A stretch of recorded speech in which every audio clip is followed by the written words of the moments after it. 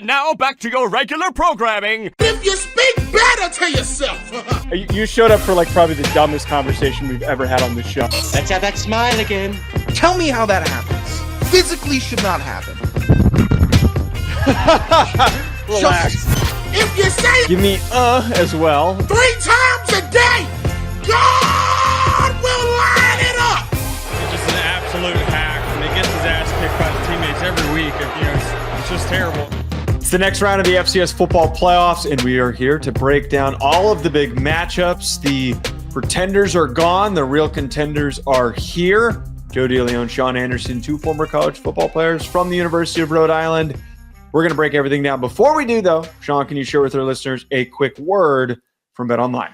Here's the good thing about taking a nap all the way through Monday Night Football, Joe. Let me explain here. Mm-hmm. I know I may have missed what was one of the best Monday Night Football games of the year, but I didn't lose money on Monday Night Football for once. We can't call that one of the best games of the year when it was between the Browns and the Broncos, but Jameis threw for near 500 yards and 4 touchdowns. Yeah, he had a great day. I'm upset I missed it, but normally I like to get a little wild on Mondays. But I have a little more bankroll for this upcoming Thursday night football.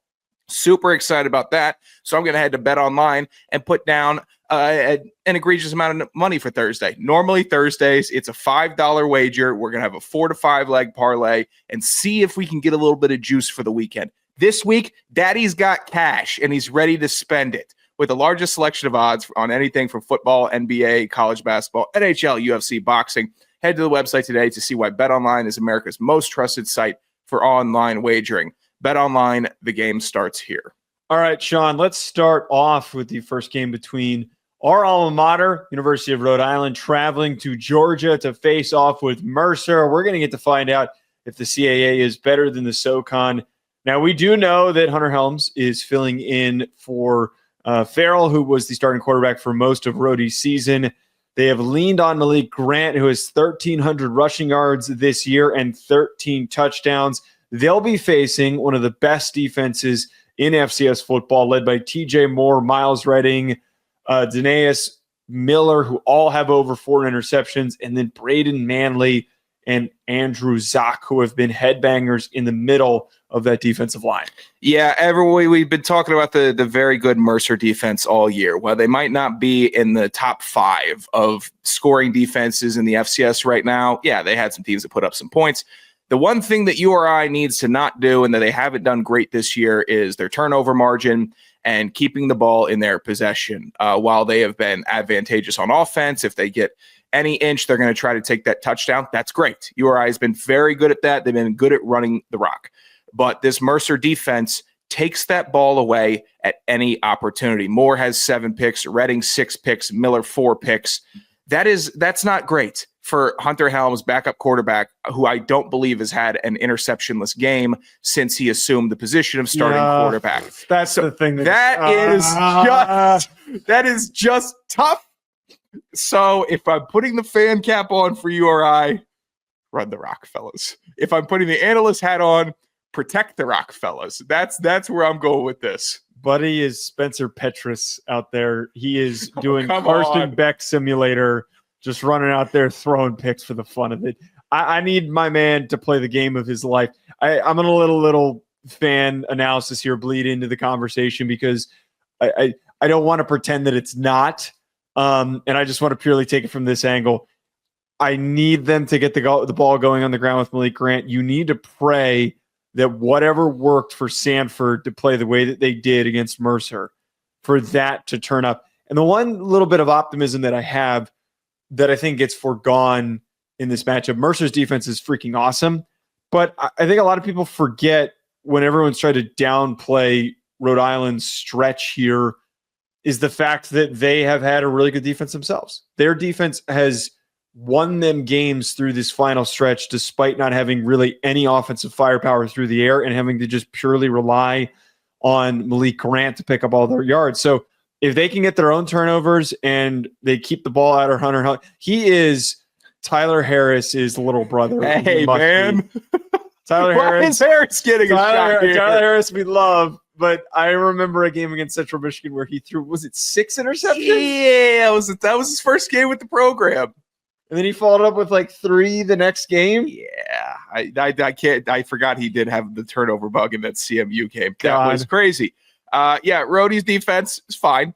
AJ Pena has been a good to see, and I don't know if that Mercer D line is going to get home like crazy, as VRI is only allowing just over a sack per game. The offensive line has been solid, but you just kind of are hoping that look, they're not going to get washed in this game. They can hang. URI can hang with these opponents. CAA haters, don't start adding us if Mercer wins by like 3-7. Okay, don't Wait, hold on. Don't say that, because if Mercer wins by like 20, then we're gonna look like huge assholes, and then we're gonna get added by everyone in their. I don't think Mercer wins by 20. I don't think they do that. Tyler Harris is training duck hunting dogs now. Oh, that's kind of cool. Every time he posts on Instagram, he's in some bog or swamp, waist high in waders with a bunch of dogs with him. Hopefully they're good at intercepting ducks. Oh. I just need Rhodey to win so I can tell all of the CAA haters to soak on these nuts. All right, let's move on to Montana. I can't believe no one else makes that joke. Am I the only one who's made that joke? I can't be the only one. You're the only one shameless enough to make that joke. I don't give a shit. Montana at South Dakota State. The Grizz get a brutal matchup here in this round of the playoff after they had a nice opening win against Tennessee State. They, of course, face the extremely experienced South Dakota State team led by Mark Gronowski that is coming off of a national championship from last season, looking to repeat. Now, Gronowski hasn't had the same season as his Walter Payton award-winning year last year. He's been a little shakier in terms of completion percentage. He's got 6 interceptions on the year. If he plays his clean game of football, this is a defense that we know that they can produce against, especially through the air. Montana side of things, Sean, got to continue to see Eli Gilman rolling on the ground, and I have no idea who they're trying out there. If it's Ayat, I'm assuming it's a loss. That's all I'm just going to go with. Yeah, we get the rematch of last year's championship. I say that facetiously, by the way. Well, here's the good thing about if Montana starts Fife and they decide to do that. His touchdown to turnover ratio is stellar at 7-1, 14 tuds to 2 picks. Everyone should be tuning into this game for one reason, though. Is the kid going to do it again? Is Junior Bergen going to run another one back and get Montana a free 6 at some point in this game? I don't know what the line is on Junior Bergen's special teams touchdown. It shouldn't be over plus 200. If Vegas wants to have a nice little margin there, they should have it in the 100s because that dude is dangerous. South Dakota State, though, so sneaky this year with how stingy they have been. Number 1 scoring defense in the country all year. They've been victimizing all the, middling teams of the MVC, and they just destroyed them. They're only giving up 12 points a game. Montana, we know, can put big points on the board, but if they start facing some adversity, I don't know if they have that second gear where they can adjust at half. I mean, we saw in the game versus Portland State, it took them way too long to adjust from Ayat to Fife, and we saw what happened when they were forced to make that adjustment. It was better. I don't know if this Montana coaching staff is too stubborn at times to make a true in-game adjustment and decide we need to change something up. This is the playoffs. We have our season on the line. I'm certainly locked in to see also who wins the battle in the trenches between 2 sets of offensive linemen that will be wearing no sleeves, no tape, no gloves. I'm still astounded by watching that person, number 69 of Montana. I don't know your name off the top of my head. Gloveless, flexibility-less, but one of the meanest men I've ever seen because it was 30 degrees and he didn't have an ounce of drip or tape that he was wearing. Yeah, fearless is what I'd say, and it's going to be tough for Montana D-line to get home because guess what? Jackrabbit's got a good O-line again. We're doing trickle down with dudes that just protect that quarterback. I think they've allowed half a sack a game all throughout the season, 6 on the year. Insane performance so far for them. I think you have to lean SDSU if you have a brain rattling around in your noggin, but it should be an entertaining one. Villanova at Incarnate Word. Love Zach Calzada and what he's done this season. Big fan of him. I'm just going to be straight with this one. I'm not picking Villanova. Villanova won off of a fluke. You have noted in here that their offensive line sucks because they have been giving up a lot of pressures to Connor Watkins, who has not played anywhere near the same level of expectation that we're used to.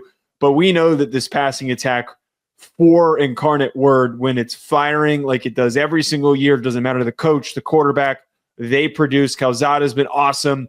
Jalen Walt-Hall, 14 receiving touchdowns, and then Roy Alexander has 11 receiving touchdowns. I would have to pick UIW in this one just based off of the headstand touchdown that was pulled off by Incarnate Word earlier in the season. I think that reinvigorated the program. I think being able to have a wide receiver that decides I'm going to go completely pencil in the end zone, that means something to me. That lets me know. That's all the energy you need. That lets me know they're playing loose. That lets me know that this offense, they don't care who they're going up against. We're going to throw big-time touchdowns all over your ass. Villanova, they just hung around, though, this year. And the unfortunate thing is that teams that hang around hate to not be hanging around. So maybe they just start scheming. Maybe they show up exactly as they have to. But it has been an underwhelming year for them. No wide receivers over 500 yards this year. Thought Connor Watkins was going to have a much better season. Again, you're giving up over 2 sacks a game, having him constantly pressured. I think they were in the 30s of total sacks on the year, which is really, really not good for your quarterback. So there's a lot of factors as why Villanova may not have been able to get it really going this season, but they're here. And Villanova at times can be a tough out. Incarnate Word just needs to play smart enough football and not let some scrappy CAA underdog get the best of them. UT Martin gets to deal with Montana State. That has to be one of the worst draws of who gets to face off with Montana State in their second round game. To keep things just super frank, we know how good Montana State is this year. Their run game is phenomenal. Scottree Humphrey, Adam Jones, and then, of course, Tommy Mellott have been unstoppable to the tune of 40.7 points per game. If this is one of the upsets that we get this week, this would be a miracle. UT Martin's not winning this football game. Montana State rolls. A miracle is the exact way to put it. Montana State plays at their own tempo. They play at their own pace. They control the ball. They run the rock down your throat. If they need to pass it, we've seen that they can pass it. It's just an absolute force on that offense. Their defense is super good too. UT Martin, unsung heroes of the season, though, if we're talking about the FCS landscape this year. Kincaid Dent has been very good. 19 touchdowns, 7 rush touchdowns, and he led UT Martin to the playoffs. Great. Patrick Smith, I don't know if we mentioned him once on this show, which is criminal. I'll own up to that.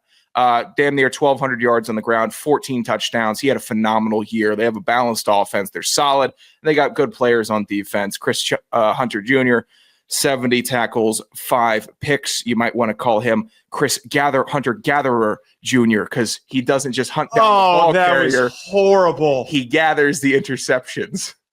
Hey, leave the horrible quips to me, man. That's my job. That's my job. Look, it's going to take a lot for UT Martin to come within. I need mouthwash. 14 points in this game. Montana State should roll. I don't have the line from BetOnline on this one. I'm taking Montana State to cover. Yeah. It's probably a huge line off the top of my head. I'm actually going to check that in a second. ACU at North Dakota State. Another just unfortunate matchup. ACU, God, some of these teams got screwed in who they were queued up with as their second round matchups, who they have to deal with. Traveling to the Fargo Dome, the Grimace Conference. RIP. Sam Hicks, though, has been phenomenal this season. And, of course, his quarterback, Sam McIver, has also been phenomenal. 1,200 rushing yards for Hicks, 3,600 passing yards for McIver. This offense, it is potent. This defense is underrated. But Jamar Brown, the young gun who is super successful on the ground, who ran for 965 this year and 14 touchdowns. This offense for North Dakota State is the best that we've seen over the past couple of years since Trey Lance. Specifically because the guy who I put at the top of my Walter Payton Award list, Cam Miller, has been playing at an otherworldly level. Specifically, this is the part where I've been super juiced up about him, and we saw it in the Colorado game, and we've seen it in multiple games since. Big part of why they won against South Dakota State.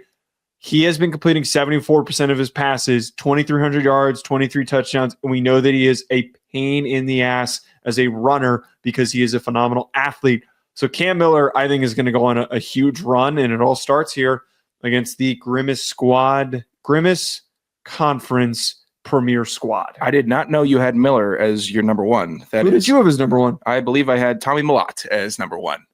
Oh, yeah, I'm sure. Here's the thing. Hater. You're a hater. I am not a hater. No. Cam Miller, hater. No.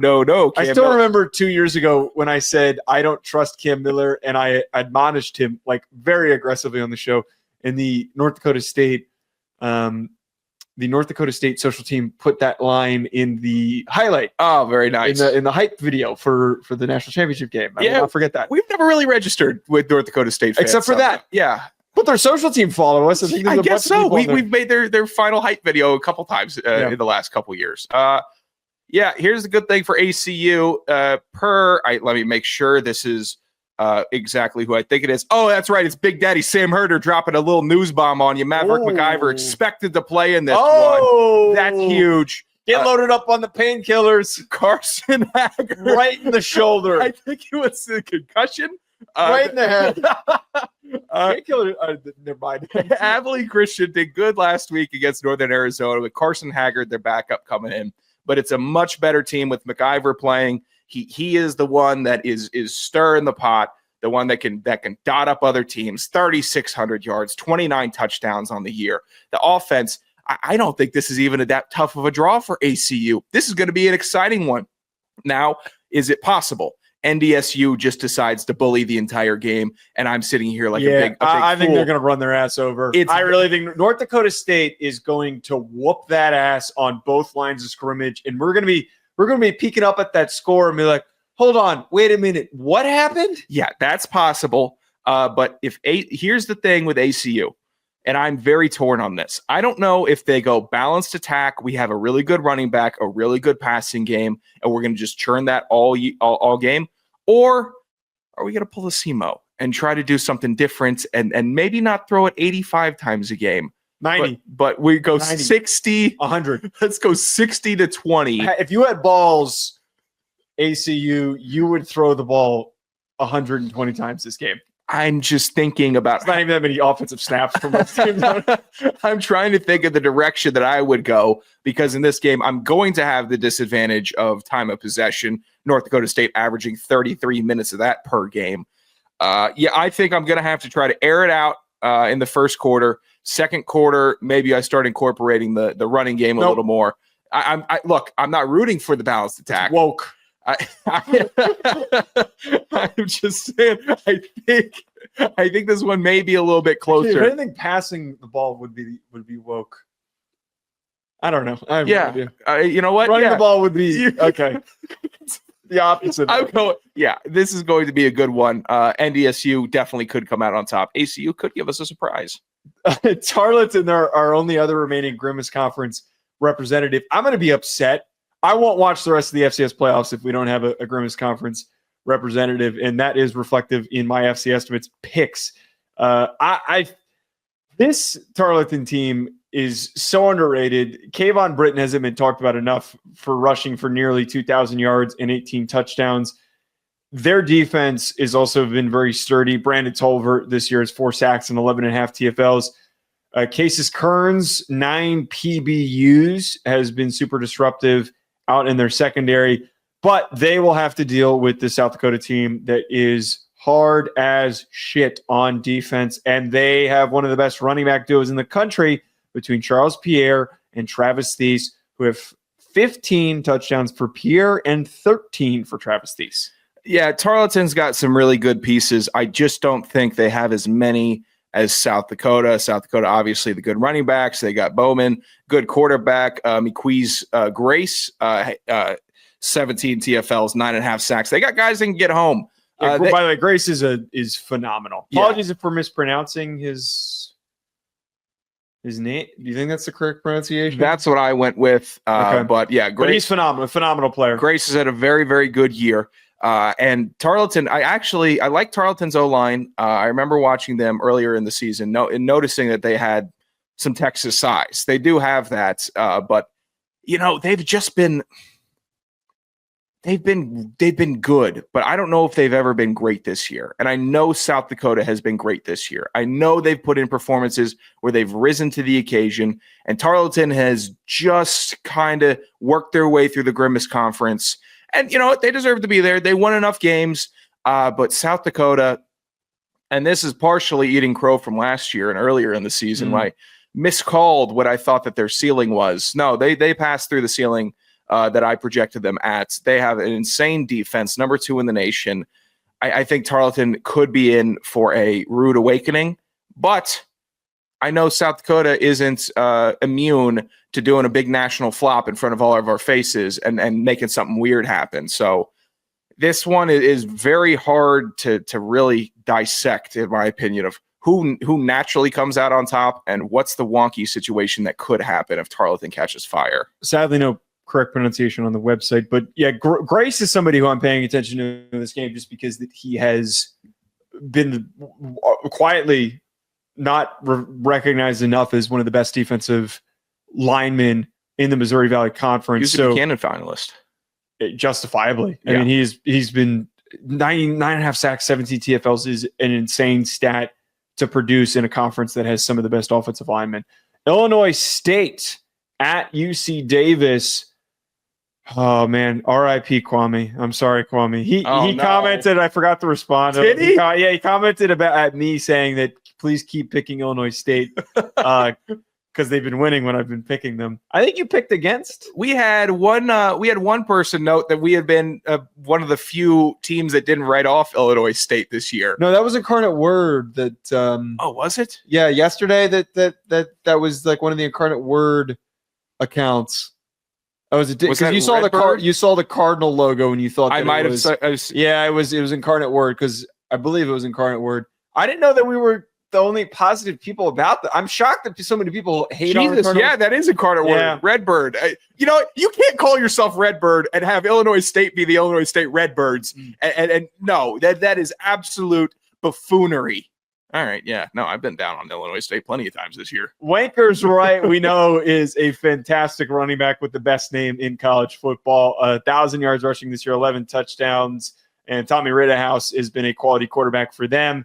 But, man, we can't turn away from UC Davis, who has been the most balanced team, arguably, outside of some of the premier top. That's a stupid statement I just tried to lead in. UC Davis has been one of the most balanced teams in FCS football, with Landleris and Miles Hastings putting up stupid numbers on offense, and then their defense just dominating whoever they've gone up against. Yeah, I've been huge on UC Davis this year. Miles Hastings was a top 5 for me for the Walter Payton.